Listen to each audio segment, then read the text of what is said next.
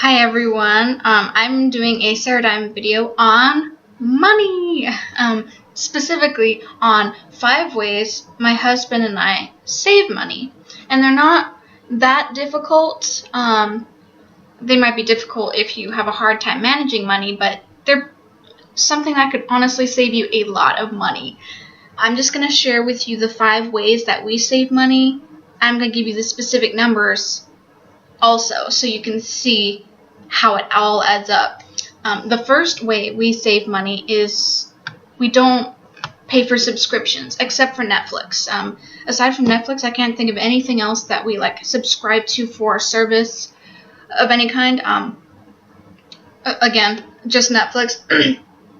And I used to subscribe to Graze snacks, and they're wonderful, and I was going to start subscribing to them again, but the money we've been saving just has been so nice, so I haven't, and I don't know if I will again. But with just Netflix, we're just paying $11 a month. With Graze, I was paying $11 about as well for the box size. You can pay as low as I think $7 a month or every week. You can pick the size and duration, and it's a great program if you really want to consider it and it's in your budget. But we've even probably had other subscriptions before, and I've been tempted to look at food delivery services. I mean, there's Plated and Blue Apron and 5 others of the similar thing, and then there's clothing and makeup and beauty care. I don't even know how people can afford all these subscriptions. I mean, even if they're $5 a piece for 5 different things, that's $25 for so many different subscriptions, and maybe it adds up to less, but for us, we've been saving money not getting all these things except Netflix, because that's our only TV. It seems like there's a delivery service for anything, to be honest. I'm not saying you can't budget and commit to subscriptions, but be honest about if you're paying more than you would if you just shopped or cooked yourself. It might just mean going to the store in person and saving more than the subscription offers. Or maybe like I said, maybe subscriptions do save you more. But for us, assuming I was still paying for my Graze $11 box every month, that's $132 a year. Double that if I subscribe to another subscription, like a beauty thing like Birchbox, or clothing, or I saw a thing about plus sizes. I'm kind of at the low end of plus sizes. I'm right at the brink where I'm average size, but maybe plus size, and I've seen clothing that I like, and I'm what if I subscribe to that? Oh, that'd be so nice. And it's probably not $10, it's probably more. It's probably $30 a month. I don't know what it is, but $132 just on the Graze. I don't know if I said a month. $132 a year if I were still paying for Graze. That's just one subscription that we eliminated. Okay, sorry. Next one, number 2. We almost always see movies when they're either on Netflix or in the $1 to $3 theater. I don't know if we have a $1 theater in Arizona, but we do have a $3 theater, Pollack Cinemas. That's where we go and sit in Tempe. We avoid anything that gives us spoiler alerts because those movies come out later than in regular theaters. I think that's most of what you're paying for. But we don't really care about spoiler alerts. My sister and her boyfriend are very big movie buffs, so they see every new movie multiple times. They know everything about it. I don't know how they can pay for all that. I mean, that would be so expensive if we watched every movie we want to see right when they came out.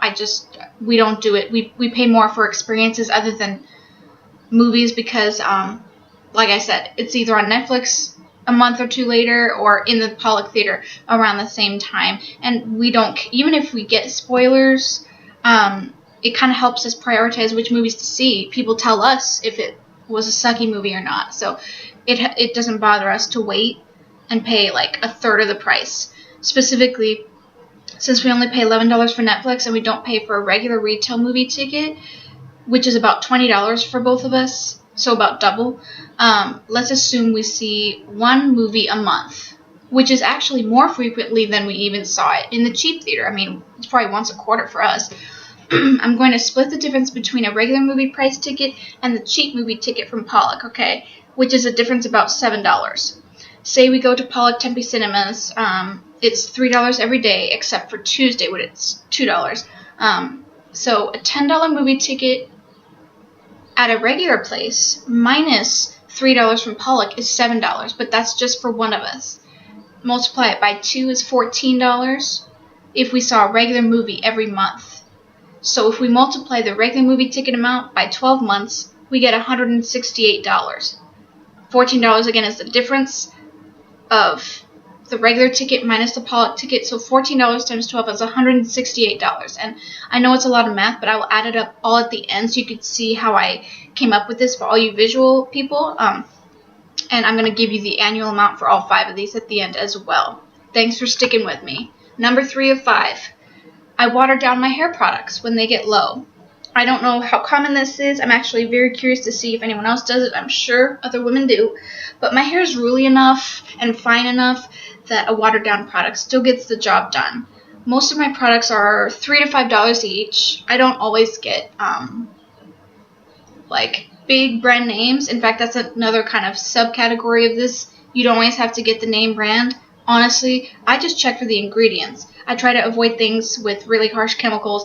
I really try to go organic, so if or just anything natural, even if it's not organic, just something that doesn't have like artificial stuff in it. Just like with my food, I try to get things as natural and as few ingredients as possible.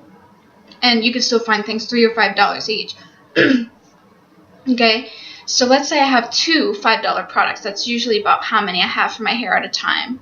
I mean, I have shampoo, conditioner, and maybe like something for frizz or detangling or something, so it's probably 3, but let's just say 2 for now because it's not even monthly that I need to replace these things. So 2 $5 products would be $10, but they last at least 2 months or so. That's when I don't water it down. So multiplication is going to be different for a whole year since it's not a monthly expense. Say $10 for hair products for 3 months. If I water it down, I would have to multiply $10 by 4 because if they last 3 months, that's a fourth of the year, if that makes sense. Okay, so that would mean $40 a year or so on watered down hair products, opposed to the $60 if I didn't water it down. So take that difference of non-watered down versus watered down, 60 minus 40, and you get $20 a year times 12 months. 20 a month times 12 months is $240 a year. That's even worse than the first 2 that I mentioned. Okay, so we're adding up hundreds of dollars already, and I'm not even done yet. Number 4, we don't buy coffee.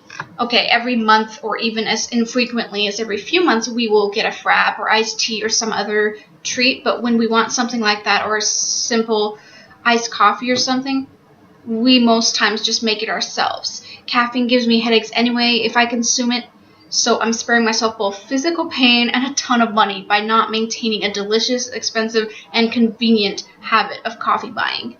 We have the Keurig stuff with the K-cups, so we use those. I almost never have coffee, literally like maybe once a month, and it's usually decaf, but I could go months and months easy without coffee. That's just how I am. I know a lot of people are like, oh my gosh, how do you do it? I can't.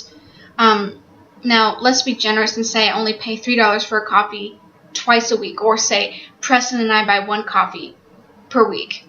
2 coffees, $3 each, that's $6. With 52 weeks a year, that's $312. Most people buy multiple times a week, and likely not just at $3 each. We are saving a bit by not buying coffee outside of the K-cup boxes that we get, and they're probably no more than $15 a box without checking it online. So the $312 we would have spent on coffee minus our $180 a year, that was $15 for a box of K-cups times 12, that's $132, $132 in savings. Again, I'm going to show you the equations below if you're math or visually inclined. Number 5. Are we already at number 5? Wow. Okay. This is the big one. Okay. We don't have a storage unit. We used to because we were married and were long distance, even into marriage that first year. And even when we were reunited, we lived in an apartment, so we lacked space for everything. Combining both of our many, many things, some of which was from childhood. Then we cleared out the unit when we got the house that we bought. And we purged some things too. And this helps not having a monthly payment. I think we even had 2 units at one point. I mean, please, if you're paying for things to collect dust in the storage unit, maybe consider selling or giving some of the things away. You'll either turn into what's it called? I am drawing a blank. Did I write it down? Oh gosh. We were just watching this last night, the people who collect way too many things. Well, first of all, you either end up on storage wars where you don't make your monthly payment or something and people will bid off your storage full of goodies, or you'll you'll hoard too much. And it's an unhealthy attachment to things, usually with a deeper problem, okay? Only keep what you need. If it's sentimental, make sure you pass it down the family or that it fits in your home. Don't become one of those hoarders, like I said. Plus, it saves you money to store your own things in healthy amounts. Things should not be cluttered. Clutter, honestly, be honest, doesn't clutter make you feel more anxious? I mean, it just affects us mentally when we have too many things.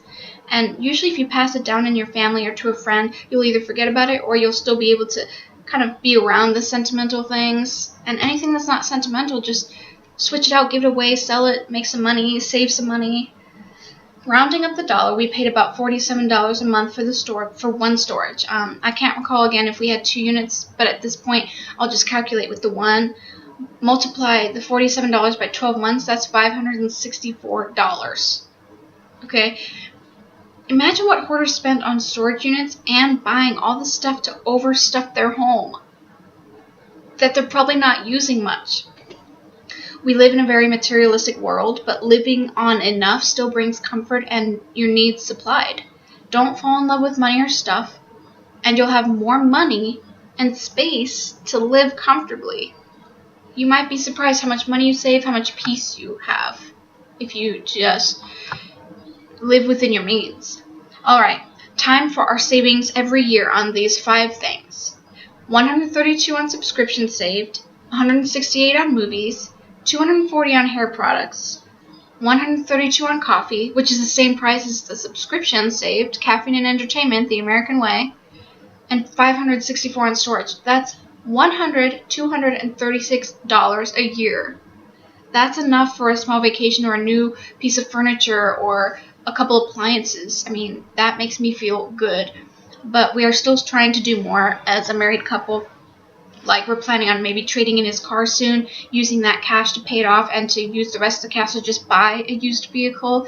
I don't know if it'll be as nice or new as his current vehicle. It's possible, but we just don't want to have that payment. That's another $300, $400, $500 to open up, and we want to start an emergency fund, like a real one. We have savings and everything, but we want like a legit 3 to 6 months of expenses in a separate savings of sorts as an emergency fund. And we just have so many dreams financially that we're starting to make the sacrifices now. And that means we don't see every movie when it's new. We don't buy the newest, brightest cars. We don't drink coffee as much as we crave it. I mean, and we're still able to eat every day. We have a home. We have money saved away more than a lot of people. We're not tied to any debt except for the house and the car. And the house is a big thing that we're still adjusting to. So this is why we're motivated and we want to start a family. So these are really important, and it's easy to make and save money nowadays. There's a lot of side hustles, if you will, to make money on the side, even if you're not working full time. And gosh, I mean, you can stretch $1 if you really work hard and you sacrifice a little more. I'm linking some very useful resources if you want to figure out how to get rid of debt, stay out of debt, stretch your money, and still enjoy life. And for you visual people, again, I'll put the math equations below to figure out all the 5 things that I shared with you. If you want clarification, have a question, or have a video request, please comment below or message me privately, and I look forward to next time.